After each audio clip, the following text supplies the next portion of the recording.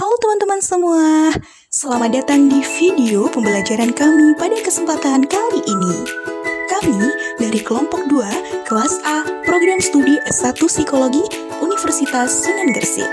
Kami akan membahas salah satu aliran yang memiliki pengaruh besar dalam sejarah perkembangan psikologi, yaitu aliran psikoanalisis dan neopsikoanalisis. Dalam video ini, pembahasan akan terbagi menjadi beberapa bagian penting, mulai dari pokok bahasan aliran, kemudian kita masuk ke tokoh utama dan dilanjutkan dengan relevansi dan implikasi teori ini dalam kehidupan modern hingga kelebihan dan kelemahannya. Dan ditutup dengan kesimpulan dari keseluruhan materi. Kami berharap video ini bukan hanya menambah wawasan, tetapi juga memberikan gambaran yang lebih jelas tentang bagaimana pemikiran psikoanalisis berkembang dan memengaruhi dunia psikologi hingga saat ini. Selamat menyaksikan dan semoga bermanfaat. Baik, di sini saya menjelaskan mengenai apa itu psikoanalisis dan apa itu neopsikoanalisis. Psikoanalisis merupakan teori dan metode untuk memahami kepribadian, perilaku, dan proses mental manusia, di mana psikoanalisis meyakini bahwa banyak perilaku manusia itu dipengaruhi oleh hal-hal yang tidak disadarinya. Dan apa itu neopsikoanalisis? Aliran ini tetap menggunakan konsep ketidaksadaran, namun lebih menekankan pada pengaruh sosial, budaya, dan hubungan antar manusia. Oke, selanjutnya yaitu tokoh-tokoh utama dalam psikoanalisis. Di sini ada beberapa tokoh, ada 6 tokoh. Yang pertama yaitu Sigmund Freud. Ia pendiri psikoanalisis. Kemudian konsep utamanya membedakan kepribadian menjadi 3 bagian, yaitu id, ego, dan superego. Nah, penemuannya ini yaitu minatnya terhadap alam bawah sadar berawal dari pengalaman dengan pasien dan rekan kerjanya. Kemudian tokoh yang kedua yaitu Gustav Jung, pengembang analisis konsep ketidaksadaran kolektif dan arketip. Jadi, Gustav Jung ini menekankan konsep kolektif unconscious atau ketidaksadaran kolektif serta archetype sebagai kepribadian manusia. Nah, yang ketiga yaitu ada Alfred Adler dengan konsep utamanya memperkenalkan konsep inferiority complex atau kompleks inferioritas dan striving for superiority atau dorongan untuk unggul. Jadi ini si Alfred Adler penekanan pada inferioritas dan dorongan kekuasaan atau kompensasi. Kemudian ada 3 tokoh lain seperti Melanie Klein dengan teori objeknya. Kemudian ada Anna Freud dengan teori psikoanalisis Anna dan Erik Erikson dengan tahap psikososialnya. Selanjutnya yaitu tokoh-tokoh utama dalam neopsikoanalisis. Teman-teman, Erik Erikson ini terkenal dengan tahap psikososialnya. Jadi ia adalah seorang psikolog terkemuka yang dikenal karena mengembangkan teori perkembangan psikososial. Menurut dia ada 8 tahapan perkembangan psikososial. Yang pertama yaitu kepercayaan versus ketidakpercayaan yang terjadi pada usia 0 sampai 18 bulan. Kemudian yang kedua yaitu otonomi versus rasa malu dan ragu-ragu, yang mana ini usia 18 bulan hingga 3 tahun. Yang ketiga, inisiatif versus rasa bersalah pada usia 3 sampai 5 tahun. Yang keempat, kerja keras versus inferioritas pada usia 5 sampai 12 tahun. Yang kelima, identitas versus kekeliruan identitas pada usia 12 hingga 18 tahun. Yang keenam, keintiman versus isolasi pada usia 18 hingga 40 tahun. Yang ketujuh, generativitas versus stagnasi pada usia 40 hingga 65 tahun. Dan yang terakhir yaitu integritas ego versus keputusasaan. Ini terjadi pada usia 65 tahun ke atas. Nah, kemudian tokoh yang kedua yaitu Karen Harney. Ia seorang tokoh psikologi psikoanalisis sosial yang menekankan peran lingkungan sosial dan hubungan antar pribadi dalam membentuk kepribadian. Ini berbeda dengan Freud yang lebih fokus pada insting. Jadi, Karen Harney ini terkenal karena teorinya tentang kecemasan dasar yang timbul dari lingkungan masa kecil yang tidak aman, serta mengembangkan konsep 3 kebutuhan atau tren neurotik. Yang pertama yaitu bergerak mendekati, kedua melawan, dan yang terakhir menjauhi orang lain. Nah, ini sebagai strategi mengatasi kecemasan. Selanjutnya, tokoh yang ketiga yaitu Harry Stack Sullivan. Dia seorang psikiater Amerika yang terkenal dengan teori psikiatri interpersonal yang menyatakan bahwa kepribadian itu dibentuk melalui interaksi dengan orang lain, bukan dari faktor internal semata.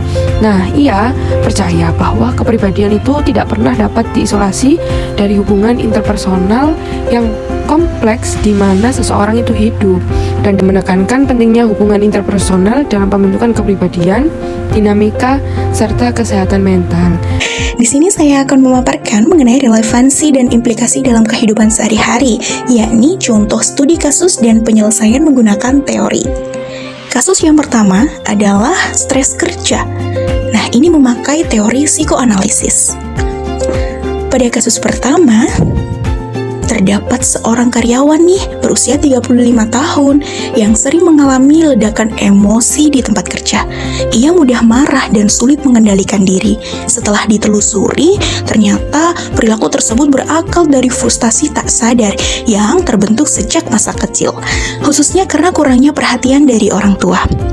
Dalam teori psikoanalisis, kondisi ini dijelaskan sebagai konflik antara id dan ego, di mana dorongan agresi dari id ini tidak terkontrol dengan baik.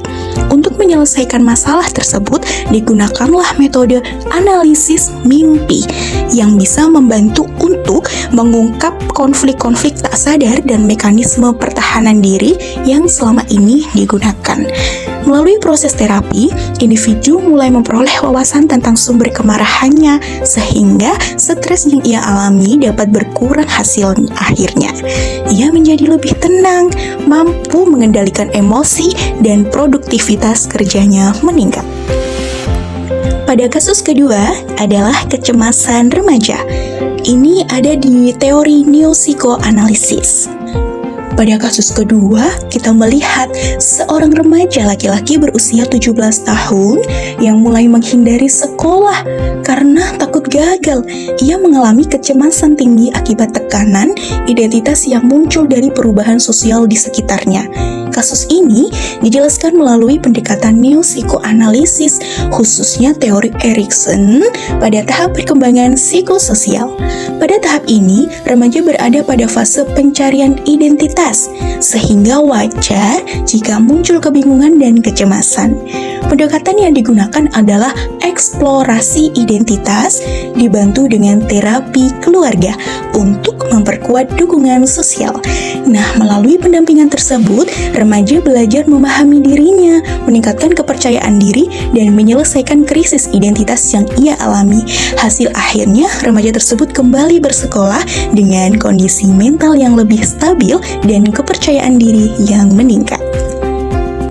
Kelebihan psikoanalisis pertama, mengungkap peran ketidaksadaran, menunjukkan bahwa sebagian besar perilaku manusia dipengaruhi oleh proses alam bawah sadarnya, seperti dorongan, konflik, dan ingatan yang ditekan.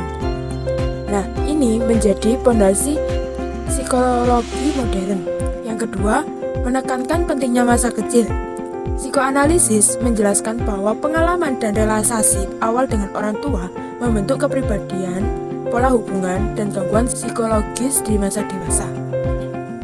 Yang ketiga, memberikan penjelasan komprehensif tentang gejala klinis. Gangguan seperti fobia, kecemasan, dan neurosis dapat dipahami sebagai manifestasi konflik batin dan terapi. Nah, sekarang kelebihan neopsikoanalisis. Yang pertama, memperluas fokus dari biologis ke sosial dan budaya. Tekankan bahwa relasi sosial, budaya, dan lingkungan lebih menentukan kepribadian dibanding dorongan seksual. Nah, yang kedua, menjelaskan perkembangan seumur hidup. Menyatukan bahwa perkembangan psikososial berlangsung dari bayi hingga lansia, menjadikan lebih relatif dan relevan. Yang ketiga, menekankan hubungan internasional sebagai pusat kepribadian. Teori Sullivan dan Horn menganggap pola hubungan dengan orang lain membentuk rasa aman, identitas, dan kesehatan mental. Nah, yang terakhir, lebih aplikatif dalam terapi modern. Fokus pada hubungan, budaya, dan perkembangan membuat neopsikoanalisis lebih sesuai untuk konseling individual, keluarga, dan interpersonal. Baik, saya di sini akan menjelaskan tentang kelemahan aliran psikoanalisis dan neopsikoanalisis. Yang pertama, saya akan menjelaskan tentang kelemahan aliran psikoanalisis. 1. Sulit dibuktikan secara ilmiah. Banyak konsep seperti ego, superego, libido, dan alam bawah sadar tidak dapat diukur atau diamati secara langsung. Yang kedua, terlalu menekankan faktor seksual. Hampir semua perilaku manusia dipengaruhi dorongan seksual yang dianggap tidak sesuai dan terlalu berlebihan. Ketiga, bias terhadap laki-laki dan budaya barat. Dia banyak berdasarkan pasien wanita dari kelas menengah atas di Eropa sehingga kurang universal. Yang keempat, terapi yang lama dan mahal. Di aliran psikoanalisis tradisional memerlukan sesi bertahun-tahun sehingga tidak efisien untuk banyak kasus klinis. Neopsikoanalisis yang berusaha memperbaiki terusnya tetapi juga memiliki kekurangan seperti masih kurang objektif dan ilmiah. Walaupun sudah bisa siap konsepnya, tetap banyak bersifat abstrak dan sulit diteliti. Kedua, ada penekanan sosial terkadang berlebihan. Beberapa tokoh bisa terlalu mempengaruhi peran faktor biologis dan seksual. Hingga teori bersifat spekulatif. Banyak kesimpulan diperoleh dari pengamatan kasus tertentu, bukan penelitian eksperimental. Jadi, dari materi yang sudah kami paparkan, kesimpulannya adalah teori psikoanalisis yang dipelopori Freud menekankan bahwa perilaku manusia dipengaruhi oleh proses tidak sadar. Struktur kepribadian yang terdiri dari id, ego, superego, serta pengalaman masa kecil. Pemikiran lain seperti Gustav, Adler, Melanie, dan Anna turut mengembangkan gagasan tentang ketidaksadaran juga, dinamika hubungan awal, serta perkembangan individu. Gerakan neopsikoanalisis yang diperkaya oleh tokoh-tokoh lain seperti Erikson, Adler, Jung, Klein, dan Anna memperluas teori Freud dengan menekankan peran sosial, budaya, hubungan antar manusia, serta perkembangan psikososial sebagai faktor penting dalam pembentukan kepribadian. Belajar Freud membuka wawasan, teori pikiran begitu mendalam. Semoga materi jadi tambahan untuk perjalanan ilmu yang terus berkembang. Ke ujung pulau melihat mentari, cahaya merah menutup hari. Sekian materi dari kami, terima kasih banyak, sampai jumpa lagi.